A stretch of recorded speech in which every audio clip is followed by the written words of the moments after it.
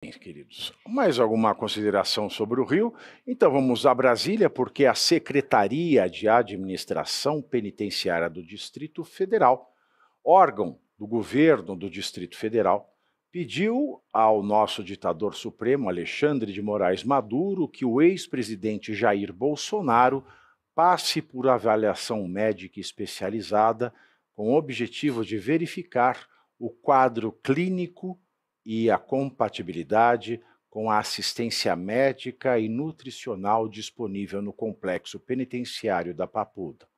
No orifício, a Secretaria justifica o pedido em razão da proximidade do julgamento dos embargos de declaração na ação da loucademia do golpe e a possibilidade de um ou mais réus serem acolhidos no sistema penitenciário. Acolhidos é uma palavra linda, né? O julgamento começa nesta sexta-feira e pode se estender até a próxima semana. A depender, Cláudio Caivano, da estrutura que o sistema penitenciário complexo da Papuda tem e que ofereceu ao Clériston Pereira, ao Clezão, não precisava nem de orifício. Verdade. Porque o Clériston morreu em razão da Papuda e não foi por falta de aviso médico do INSS, nem precisou ser médico especializado, não é? Verdade, muito bem lembrado, né? Me parece, a gente já conversou sobre isso, me parece uma tortura, né? A prática de tortura que o Alexandre de Moraes está fazendo contra o presidente Bolsonaro. Isso provavelmente se deve em virtude daquela sanha que tanto ele quanto o Dilma desinelegibilizado A sanha tem. Bonfim? Sanha persecutória. Não é tão ruim quanto. De tirar aquela foto, né, que eles falam tanto, a foto do Bolsonaro preso, porque até agora só existe a foto do Lula preso, então eles querem uma hoje, foto com a similar. lei de abuso de autoridade, a foto do Bolsonaro preso seria crime de abuso de autoridade, não? Pois é, Pavi, mas mas quem o é que Alexandre vai... está acima da lei, Exato, é então, verdade. quem é que vai colocar o Alexandre de Moraes nessa, né? O nosso Napoleão VII, porque eu não gosto Nossa do Maria Dom Pedro louca. III. Nossa Maria louca. Boa. Então, de toda sorte, para mim é tortura, ele fica fazendo isso para que, né, os apoiadores do presidente Bolsonaro se motivem, se emocionem, fiquem desesperados, inundem as redes sociais perguntando, como já estão perguntando, se vai ou não ser preso. Infelizmente, para nada, porque se o presidente Bolsonaro for ali para Papuda, onde eu fui visitar o Coronel Naime, não tem infraestrutura para ninguém ser atendido. Não tem, a gente sabe, né? O sistema carcerário, como você disse, matou o Clezão. Era um dia normal, como outro qualquer, com um clima de Brasília, né, com um clima seco, e alegaram que o helicóptero na época não pôde levantar voo porque tinha ameaça de tempestade. Então veja a que ponto chega a negação do poder público. Quando o Bolsonaro estiver preso, sabe-se lá quem poderá ajudar, né? Olha, a Denise Del Claro Busnardo, que nos assiste, ela faz uma pergunta que é a dúvida de muito brasileiro. Por que Lula ficou preso na Polícia Federal e não na penitenciária? Explico de uma maneira muito fácil. Porque Lula não chegou a ser culpado. A Constituição brasileira diz que o culpado é aquele contra quem existe o trânsito em julgado de uma decisão penal condenatória. Uma decisão penal condenatória transita em julgado depois da última decisão que é dada sobre o último recurso que é possível. Se todos os recursos são feitos, as decisões, as condenações são provisórias e não definitivas.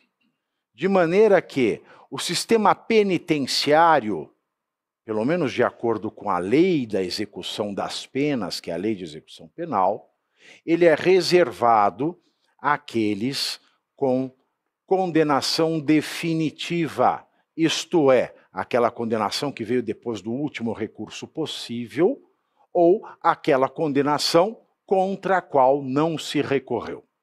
Lula ele foi preso por ordem do juiz Sérgio Moro, por uma decisão de primeira instância, portanto. e por mais que a sua prisão ela tenha sido mantida pelo TRF, que é o Tribunal Regional Federal, e também pelo STJ, que é o Superior Tribunal de Justiça, a matéria em julgamento não tinha sido esgotada. Portanto, é uma mentira. Quando o mentiroso do Lula, filho de Gepeto, mulher de Janje, eu não sei o que é pior dentre essas duas coisas, ele diz que o Bolsonaro não tem do que reclamar porque Bolsonaro tem o direito ao devido processo legal que ele não teve. O Lula ele mente descaradamente, porque se teve alguém com direito ao devido processo legal, ao duplo grau de jurisdição, esse alguém foi Lula. Tanto é que ele está solto.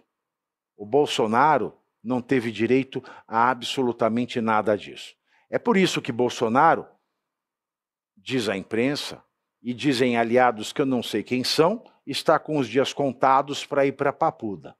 Porque, no caso dele, estamos falando de uma sentença, de uma decisão criminal condenatória definitiva, sem mais recursos, muito embora no bojo de um processo totalmente nulo, num processo que não vale, não tem prestabilidade jurídica nenhuma, desde a sua investigação.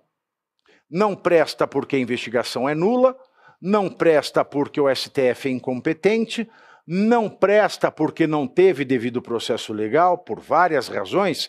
Os advogados não tiveram acesso aos autos das investigações, os advogados não tiveram tempo hábil para recorrer, os advogados não puderam fazer perguntas a réus de outros núcleos maldosamente divididos para que se prejudicasse o devido processo legal e a amplíssima defesa, dentre tantos outros motivos. Mas é por isso que Bolsonaro está com os dias contados para a Papuda e não para a sede da Polícia Federal. E é claro, como o Caivano comentou, como eu relembrei, a Papuda não tem condições nenhuma de receber alguém num estado de saúde como o Bolsonaro. Conhecendo o Bolsonaro pessoalmente, conhecendo, e aqui eu dou o meu relato pessoal, a equipe de médicos, a equipe hospitalar que atende Jair Messias Bolsonaro em decorrência da facada que premeditou o seu assassinato nas eleições de 2018. Tanto foi premeditado que o assassino tentou matá-lo com uma faca enferrujada. Não é porque o assassino seja desleixado, é porque tentar matar alguém ou você colocar uma faca em alguém com o intuito de matá-la, estando a lâmina enferrujada, você aumenta em mais de 50% as chances desta pessoa morrer em razão da septicemia, da infecção generalizada causada pela ferrugem no aço, na lâmina. Portanto, conhecendo a equipe médica, conhecendo a equipe hospitalar e conhecendo pessoalmente a complexidade médica de Jair Bolsonaro e conhecendo também o desleixo que existe no sistema penitenciário de Brasília, em especial por conhecer a fundo o caso Clezão, é óbvio que Jair Bolsonaro não tem condições de ir para Papuda, mas parece que ele vai, e parece até, Segre, que um assessor, entre ontem e hoje, foi até lá para verificar os aposentos. Já estão verificando a ver se vai ter TV a cabo, ar-condicionado, provavelmente. Mas eu gostaria de refletir sobre um assunto. Primeiro, nós temos o caso hoje de um ex-presidente preso, que é Fernando Collor de Mello, que está por questões de saúde preso na casa dele, numa mansão. A pergunta é, por que o Bolsonaro não teria a mesma coisa? A casa do Collor tinha que ser uma mansão, porque ele é rico desde sempre. Tudo bem, mas agora, se tem direito à prisão domiciliar, e vamos pelo absurdo.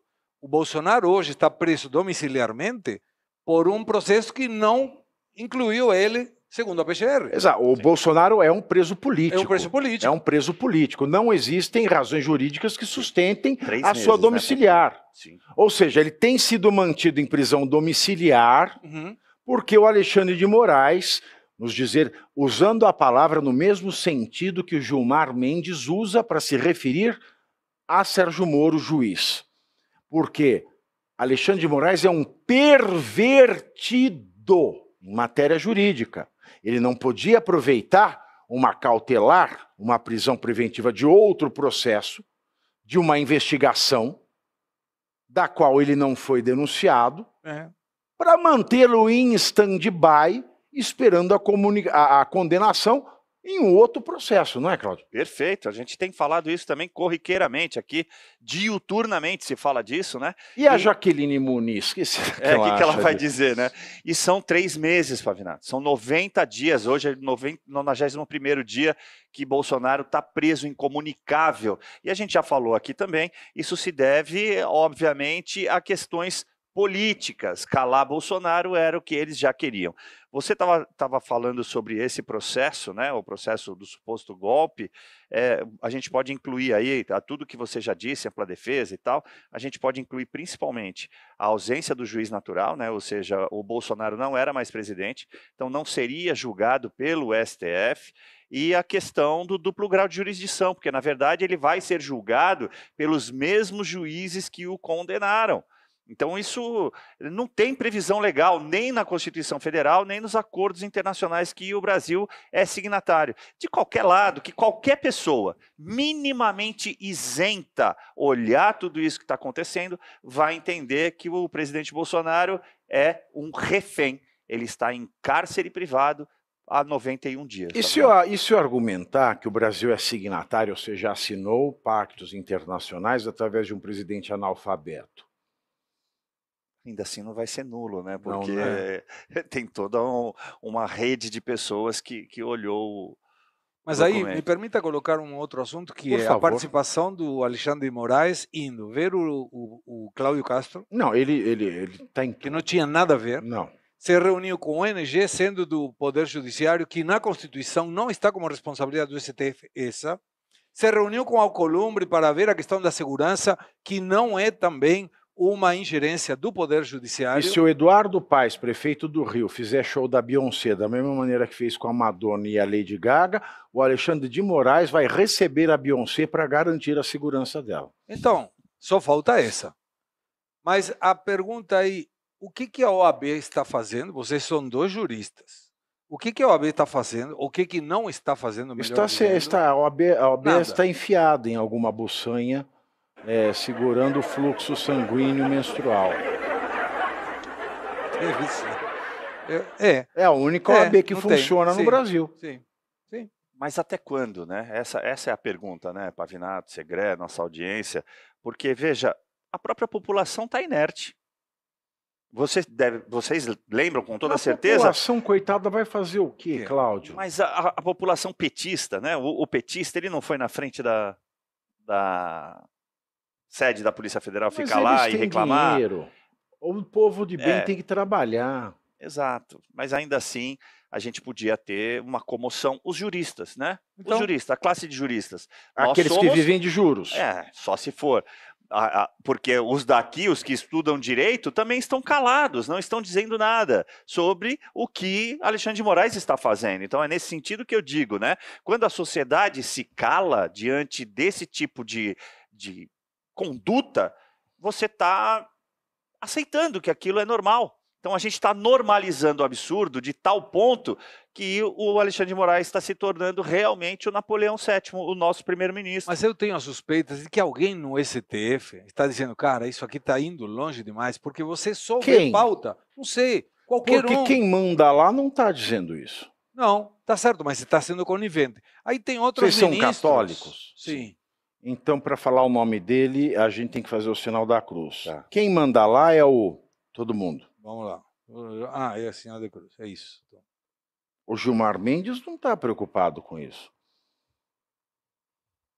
Ele não parece estar preocupado com Alexandre indo longe demais. Martin Niemöller, 1933. Essa frase aplica perfeito. Um dia vieram buscar o meu vizinho que era comunista. Mas como eu não sou comunista, não me preocupei. E aí vai, para não entediar a audiência, até que um dia vieram me buscar. Alexandre de Moraes vai buscar, certamente, se não for detido no conceito do que ele está extrapolando, a esquerda um dia vai ser perseguida por ele, porque está gostando desse papel. Ele está gostando. E ele não vai perder o tempo se candidatando a alguma coisa. Hoje é o rei reina, mas não governa. O Lula está curtindo as férias na COP, num cruzeiro aí de R$ 5.300 por dia por casal, pago para uma empresa que está sendo investigada ou teve contratos aí investigados, e o Alexandre de Moraes está tomando conta do país. Se não, porque a pauta sempre inclui Alexandre de Moraes e não necessariamente inclui a Lula, salvo quando ele fala as coisas que ele fala. Olha, a Lúcia Klein está aqui no nosso chat ao vivo, e Lúcia Klein na pergunta. Esse metrópole, que o povo nunca sabe, o povo brasileiro tem um problema com singular plural. Tem uma pessoa que tem problema mais aí, né? Esse metrópole parece o Lula, né? É de esquerda ou de direita? Olha, Lúcia Klein, eu não sei lhe dizer, mas eu sei que aqui nesse metrópole tem gente de esquerda e tem gente de direita. E o legal de ter gente de esquerda e gente de direita, por mais que você não goste de um ou de outro, por mais que você não goste da plataforma, é que, estando na mesma plataforma, quem é de esquerda vai acabar ouvindo alguma coisa de quem é de direita, e quem é de direita vai acabar ouvindo alguma coisa de quem é de esquerda, e você vai ter uma coisa maravilhosa na tua vida, que é poder pensar por si própria. E eu garanto para vocês que este sujeito de direita acaba colocando muito piolho na cabeça de esquerdista por aí. Então não importa se esse metrópole é de esquerda ou de direita. O que importa é que aqui é um lugar para todos nós. Como se dizia em espanhol, nosotros. Mas é verdade. Democracia, Pavinato? Esse é o sinônimo de democracia.